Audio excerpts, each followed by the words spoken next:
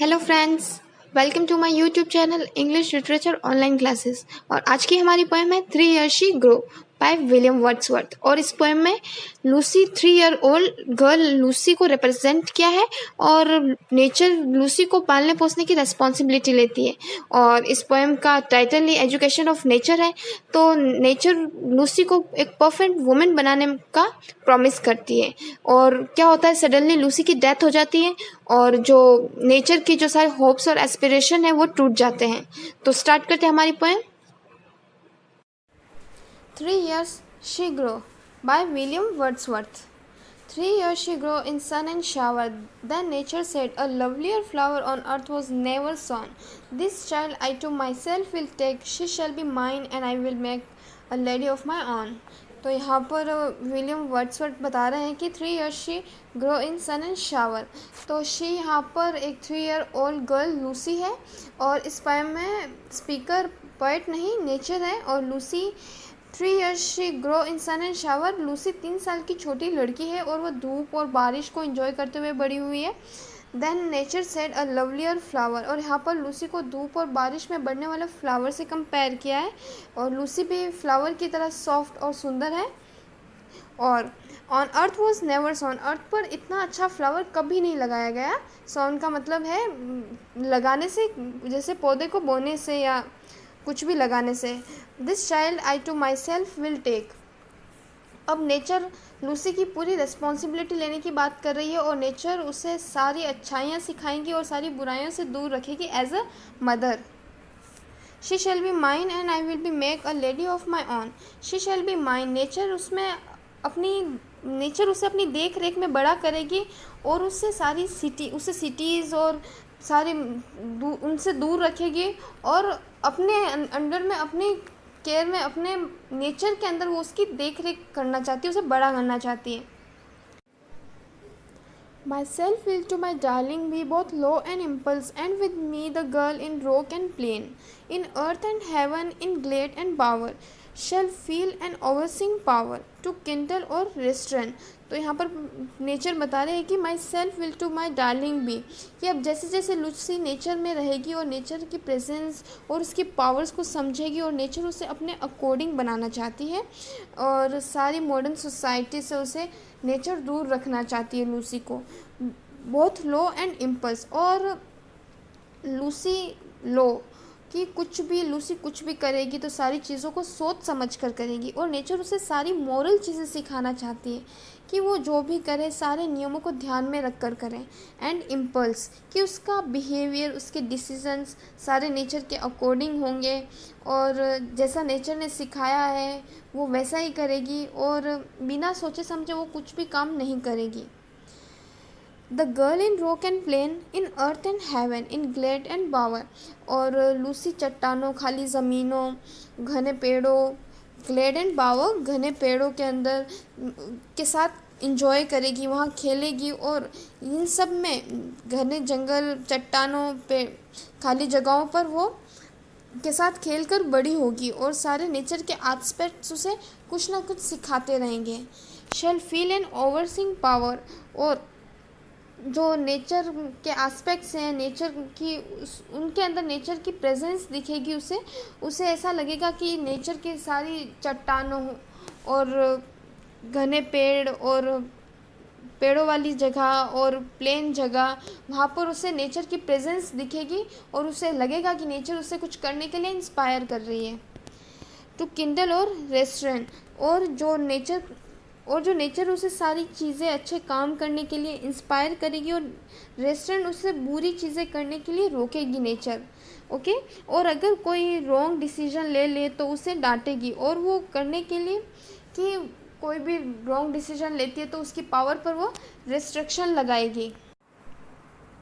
She shall be supportive as the fawn that wild with glee across the lawn or up the mountains springs, and hers shall be the breathing balm, and hers the silence and the calm of mute insensate things।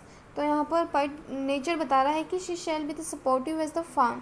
supportive का मतलब है कि playful है वो as a faun की तरह, कि हिरन के बच्चे की तरह वो नेचर में इधर उधर खेलेगी और नेचर ही उसके खेलने की जगह होगी।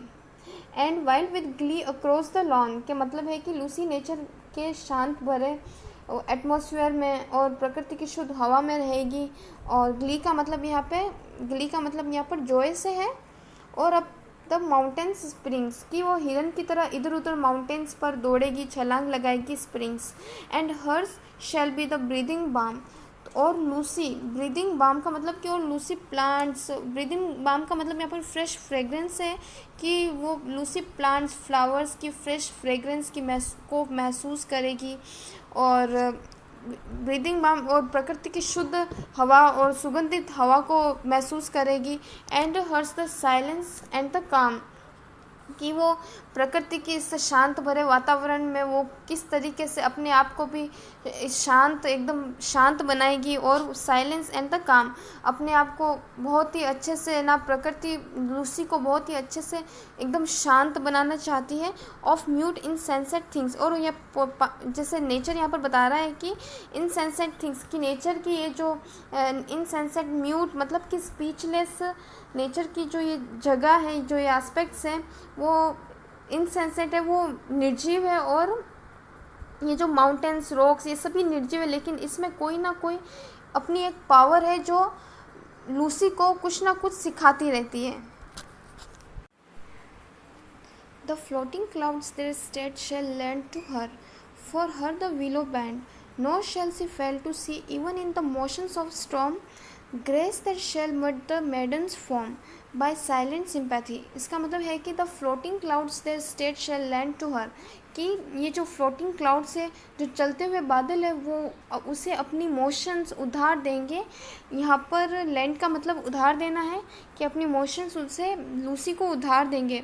और for her the willow band कि उसके लिए जो विलो ट्री है वो बैंड वो झुकेगा और उससे अपनी मोशंस और ग्रेटनेस लूसी को सिखाने के लिए झुकेगा और लूसी ये सारी चीज़ें उनसे सीखेगी।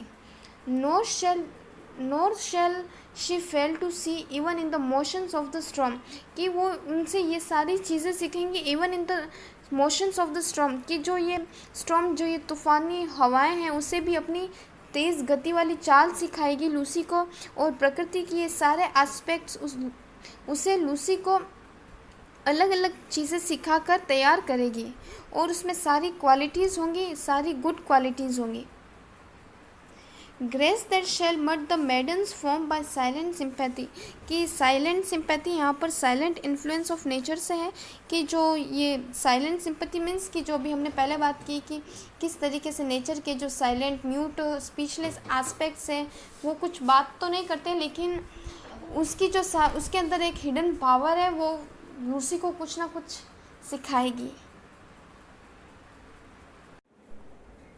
The stars of midnight shall be dear to her, and she shall lean her ear in many a secret place where rivals dance their wayward round, and beauty born of murmuring sound shall passes into her face। तो यहाँ पर nature बता रही है कि the stars of midnight shall be dear to her कि जो midnight में जो स्टार्स हैं वो उनको देखना पसंद करेगी और उसे नेचर से धीरे धीरे लगाव हो जाएगा। And she shall lean her ear in many a secret places कि वो ध्यान लगाएगी और ध्यान लगाकर जो सीक्रेट प्लेसेस पे where rivulets dance their wayward round कि जो राइवल्स है, जो नदियाँ हैं, जो नाले हैं, डांस देयर वेवर्ड राउंड कि वो जिगजैग करके जिस तरीके से नदियाँ भी बहती है जिगजैग वे में एकदम स्ट्रेट नहीं बहती है, तो जिगजैग करके वो जैसे बहेगी तो उनमें से जो साउंड प्रोड्यूस होगा वो उनको सीक्रेट प्लेसेस में जो नदियाँ हैं जिगजैग करते हुए बहती हुए उनके अंदर से जो साउंड प्रोड्यूस होगा वो उनको बहुत ही अच्छे से सुन पाएगी। And beauty born of murmuring sound shall passes into her face कि वो जो मर्मरिंग साउंड है, जो नदियों के बहने की जो कलकल आवाज़ है, वो उससे क्या होगा कि ब्यूटी बॉर्न मीन्स कि ना जो ब्यूटी है वो है ना आएगी इस मर्मरिंग साउंड से, shall passes into her face और उसकी लूसी की फेस की ब्यूटी और ज़्यादा बढ़ा देगी।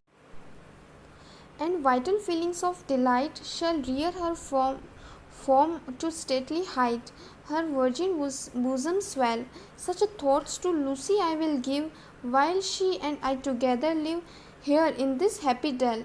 तो यहाँ पर नेचर बता रही है कि and vital feelings of delight कि कि वो उससे vital feelings that are responsible for our growth, और ये जो जॉयफुल फीलिंग्स है, वाइटल का मतलब है इम्पोर्टेंट फीलिंग्स, वो उसे देना चाहती है लूसी को। Shall rear her from to stately height, की उसके जो रियर का मतलब होता है कि किसी भी बच्चे की केयर करना, ओके, जब तक वो बड़ा नहीं हो जाता। Shall rear her form to stately height, की उसका टेक केयर करेगी, उसका ध्यान रखेगी फॉर्म टू स्टेटली हाइट की, जब तक वो बड़ी नहीं हो जाती तब तक उसका ध्यान रखेगी। हर वर्जिन बूजम स्वेल, की मतलब कि अब वो बड़ी हो जाएगी। Such thoughts to Lucy I will give, कि वो अब उसे पाल पोस कर बड़ा करेगी स्टेटली, और वह बड़ी हो जाएगी और उससे कुछ अच्छे थॉट्स देना चाहती है नेचर, यहाँ पर उसे जॉयफुल फीलिंग देना चाहती है, और लाइफ की ये जो जॉयफुल फीलिंग है वो उसकी ग्रोथ में बहुत मदद करेगी। While she and I together live, कि जब नेचर और लूसी साथ में होंगे here in this happy dell, कि जब वो नेचर और लूसी साथ होंगे नेचर की इन हैप्पी डेल का मतलब है कि इन घाटियों के अंदर वो और लूसी साथ साथ होंगे जब वो बड़ी हो जाएगी। वो जो लूसी है वो नेचर को बहुत ही अच्छे से समझने लगेगी, इसका मतलब यहाँ पर इससे। Thus nature spake, the work was done, how soon my Lucy's race was run. She died and left to me this heat, this calm and quiet scene, the memory of what has been and never more will be. तो यहाँ पर nature बता रही है कि thus nature spake, nature बोलती है कि the work was done, कि अब लूसी एक बड़ी प्यारी लड़की बन गई है और जैसा नेचर उसे बनाना चाहती थी। How soon my Lucy's race was run, तो इसका मतलब है कि रेस का मतलब है यहाँ पर कि duration of stay on this earth, की अब जो इस की वॉज रन के वो यहाँ से चली गई है, अर्थ से चली गई है Lucy. She died and left to me, कि अब वो उसकी डेथ हो गई है और नेचर को वो अकेला छोड़कर चली गई है। दिस हीथ का मतलब है, हीथ का मतलब यहाँ पर है कि अनकल्टिवेट जो प्लेस है। दिस काम एंड क्वाइट सीन का मतलब है कि अब वो नेचर अपने आप को अनकल्टिवेट बता रही है, कि एक बेकार पड़ी ज़मीन होती है वहाँ पर, यहाँ पर उसकी बात हो रही है कि वो नेचर उसे ऐसा बता रही, अपने आप को ऐसा बता रही है, क्योंकि अब नेचर बहुत ज़्यादा उदास है लूसी के जाने की वजह से। एंड काम एंड क्वाइट, वो अब शांत हो गई है, और लूसी यहाँ लूसी के मतलब कि लूसी के जाने से नेचर बहुत ज़्यादा दुखी है, और वो उसको ऐसा लग रहा है कि उसने अपना प्रॉमिस पूरा नहीं कर पाई नेचर लूसी को परफेक्ट वूमेन बनाने का। The memory of what has been, मतलब कि अब जो उसने नेचर ने लूसी के साथ कितना टाइम स्पेंड किया है, and never more will be, वो अब वापस नहीं आएगा। हमारे channel English literature online classes को लाइक एंड सब्सक्राइब करना ना भूलें। हम आपके सामने ऐसे ही और नए वीडियोस लाते रहेंगे। Thank you.